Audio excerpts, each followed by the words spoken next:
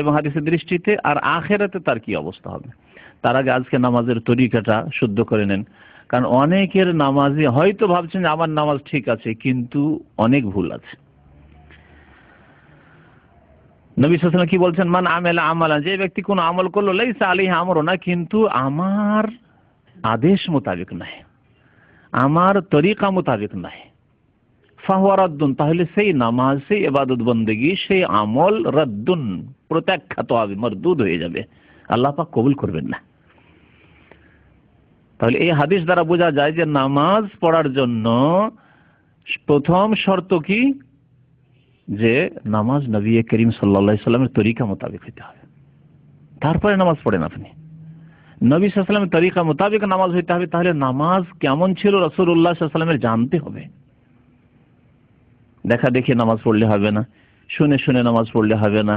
এটা ছোটখাটো বই নিয়ে এনেছেন যাতে কোরআন এবং হাদিসের দলিল নেই, বা এই সম্পর্কে আপনার নিশ্চয়তা নেই যে এই কিতাবটি, এই বইটি কি কোরআন হাদিস ভিত্তিক লেখা হয়েছে, এটাও জানা নেই। বরং গদ বাঁধা দুয়া দিয়ে বইয়ের অধিকাংশ অংশ ভর্তি করা আছে, উচ্চারিত নিয়ত, ওই নিয়ত দিয়ে কোনো একটি বরাত রেফারেন্স নেই যে কোন কিতাব থেকে এই বই লেখা হয়েছে, কিছুই নেই। এইসব কিতাব পড়ে নামাজ পড়লে কাজ হবে না। যে কোনো ইবাদত বন্দেগী কবুল হওয়ার জন্য প্রথম শর্ত আল্লাহ পাক রব্বুল আলামিন যেন হইতে হবে, আর দ্বিতীয় শর্ত রাসূলুল্লাহ সাল্লাল্লাহু আলাইহি ওয়াসাল্লামের তরিকা অনুযায়ী হইতে হবে। দুটো শর্তের কোনো একটি শর্ত যদি আপনার মধ্যে না থাকে, তাহলে কোনো ইবাদত কবুল হবে না। নামাজ যদি লোক দেখানো পড়েন, কবুল হবে না। ওই রকমের নামাজ হয়তো আল্লাহর জন্যই পড়লেন, লোক দেখানো নয়, কিন্তু নবী করিম সাল্লাল্লাহু আলাইহি ওয়াসাল্লামের তরিকায় পড়লেন, নামাজ কবুল হবে না। এই হাদিস মায়েশা রাদিয়াল্লাহু তাআলা আনহার স্পষ্ট করে এই কথা। তারপরে নবী করিম সাল্লাল্লাহু আলাইহি ওয়াসাল্লামের আদেশ রয়েছে সহিহ বুখারীর হাদিস, সাল্লু কামা রাআইতুমুনি উসাল্লি, তোমরা নামাজ পড়ো কামা রাআইতুমুনি, যেমন আমাকে দেখলে, উসাল্লি, সালাত আদায় করতে, নামাজ পড়তে। সাহাবায়ে কেরামদেরকে সম্বোধন করে রাসূলুল্লাহ সাল্লাল্লাহু আলাইহি ওয়াসাল্লাম বলছেন যে ওইভাবে তোমরা নামাজ পড়ো যেভাবে আমাকে নামাজ পড়তে দেখলে। আর সাহাবায়ে কেরামরা নবী করিম সাল্লাল্লাহু আলাইহি ওয়াসাল্লামের নামাজের বিস্তারিত বিবরণ, বিস্তারিত বয়ান আমাদের সামনে পেশ করে দিয়েছেন, সহিহ হাদিসে মওজুদ রয়েছে। একদিনে প্রত্যেকটি বিষয়ের যদি দলিল পেশ করি তো শেষ করতে পারা যাবে না। সেই জন্য আমি চিন্তা করলাম যে এটাকে দুই ভাগে ভাগ করি। আজকে শুধু শুরু থেকে শেষ পর্যন্ত সংক্ষেপে নামাজের তরিকাটা বলে দিব, দলিল তেমন পেশ না করে। হয়তো কোনো ক্ষেত্রে দলিল চলে আসতে পারে, কিন্তু ওইভাবে বরাত সহ, রেফারেন্স সহ হয়তো দলিল আজকে পেশ করব না।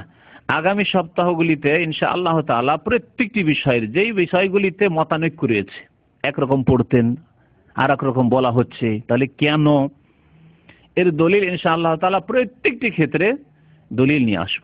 এবং দুর্বল তরিকাতে যারা নামাজ পড়ে সেই দুর্বলগুলিকে চিহ্নিত করব যে দুর্বলতা কোথায় তাদের। নবী করিম সাল্লাল্লাহু আলাইহি ওয়াসাল্লাম যেমন নামাজ পড়েছেন তেমন নামাজ পড়তে হবে। পুরুষদেরকেও সম্বোধন করা হয়েছে, মহিলাদেরকে সম্বোধন করা হয়েছে। সুতরাং মহিলা পুরুষের নামাজে সহিহ হাদিসের আলোকে কোনো পার্থক্য নেই। একটি সহিহ হাদিস দ্বারা কোনো পার্থক্য এমন নেই যে প্রচলিত পার্থক্যগুলি রয়েছে, সেই পার্থক্য নেই। নারী পুরুষকে একই রকম সম্বোধন করেছেন নবী করিম সাল্লাল্লাহু আলাইহি ওয়াসাল্লাম। নামাজ শুরু করতে হবে কোত্থেকে? নামাজ শুরু করতে হবে তাকবীরে তাহরিমা দিয়ে। তাকবীরে তাহরিমাও বলে, কি তাকবীরাতুল ইহরাম বলে। আমাদের দেশে তাকবীরে তাহরিমা বলে প্রসিদ্ধ, আরবরা তাকবীরাতুল ইহরাম বলে থাকে। নবী করিম সাল্লাল্লাহু আলাইহি ওয়াসাল্লাম ইরশাদ করেছেন, মিফতাহুস সালাতে আত-তাহুর, মিফতাহুস সালাতে আত-তাহুর ওয়া তাহরিমুহাত তাকবীর। সালাতের চাবি হচ্ছে আত-তাহুর, পবিত্রতা অর্জন করা, গোসল ফরজ থাকলে গোসল করা, আর বেউজু থাকলে ওযু করা। তাহারাত দুটো কি শামিল, এ হচ্ছে চাবি। যদি আপনার ওযু না থাকে নামাজ হবে না। ও তাহরিমুহাত তাকবীর, নামাজের তাহরিমা হচ্ছে, নামাজের আরম্ভ শুরু হচ্ছে যাতে দুনিয়ার কাজ এবং কথা হারাম হয়ে যায়। এই জন্য এই তাকবীরকে তাকবীরে তাহরিমা বলা হয়। এমন তাকবীর যা হারামকারী, দুনিয়ার কথা কাজকে হারাম করে দিয়েছে। তো নামাজ শুরু হবে তাকবীরে তাহরিমা দিয়ে, আল্লাহু আকবার, এই নামাজ শুরু হবে। এই হাদিস স্পষ্ট করে। ওয়া তাহলিলুহা তাসলিম, আর নামাজ শেষ হবে সালামের সাথে। নামাজের শুরু বলে দিয়েছেন নবী করিম সাল্লাল্লাহু আলাইহি ওয়াসাল্লাম, এবং শেষ বলে দিয়েছেন এই হাদিসে, মিফতাহুস সালাতি আত-তাহুর ওয়া তাহরিমুহা তাকবীর ওয়া তাহলিলুহা তাসলিম।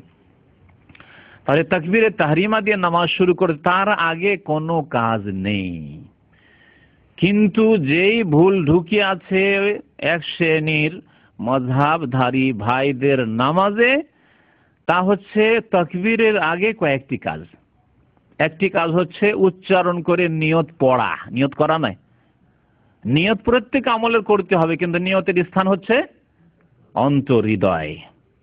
ইন্নামাল আমালু বিন্নিয়াত, মানুষের কর্ম নির্ভর করে নিয়তের উপর। আপনি মসজিদে আসছেন, উযু করে নিয়ত করে আসছেন নামাজ পড়বো, কোন ওয়াক্ত পড়বেন তাও মনে মনে আছে তাই এসেছেন। যেমন আজকে বক্তব্য শোনার জন্য এই নিয়তে এসেছেন, সেই রকম মসজিদে গেছেন। আবার যখন একামত হয়ে গেল, কাদ কামাতিস সালাহ বলা হলো, তখন ভালো করে অন্তরে গেঁথে যাচ্ছে যে আমি এখন ফরজে দাঁড়াতে যাচ্ছি। এর নামই হচ্ছে নিয়ত।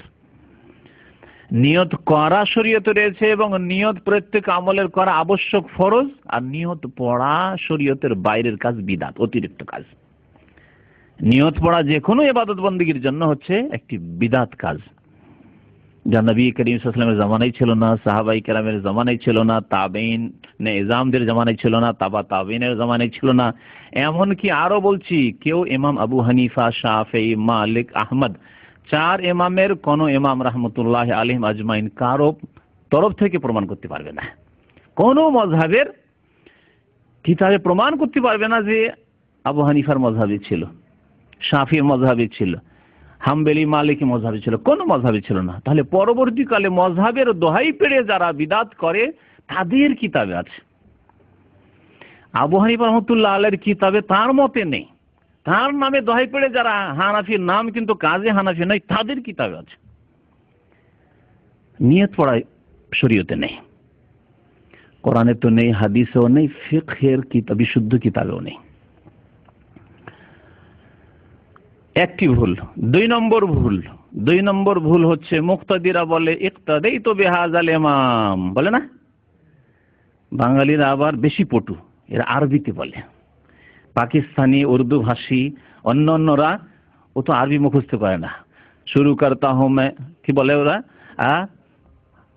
এইভাবে উর্দুতে বলে, তারা নিজের ভাষায় বলে। নিয়াত করতা হুঁ ওয়াস্তে আল্লাহকে, 4 রাকাত নামাজ এশা কি কেবলা রুখ হোকার, এইসব করে তারা।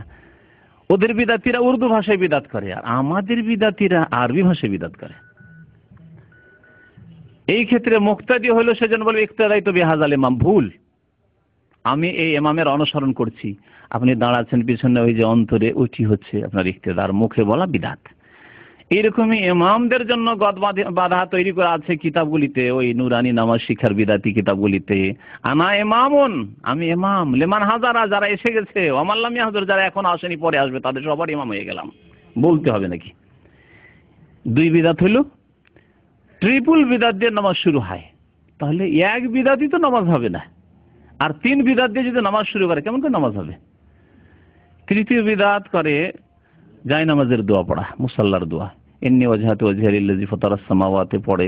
দোয়াটি হাদিস আছে, কিন্তু ক্ষেত্র ভুল করে বিদাত বানিয়ে দিয়েছে, জায়গা ভুল করে বিদাত বানিয়ে দিয়েছে। দোয়া সহিহ হাদিসে রয়েছে, মুসলিম শরীফে রয়েছে। তো আগামী সপ্তাহে প্রত্যেকটি দলিল নিয়ে আসবো, যে দোয়া হাদিস আছে এবং কোনখানে পড়ার কথা আছে তাও নিয়ে আসবো।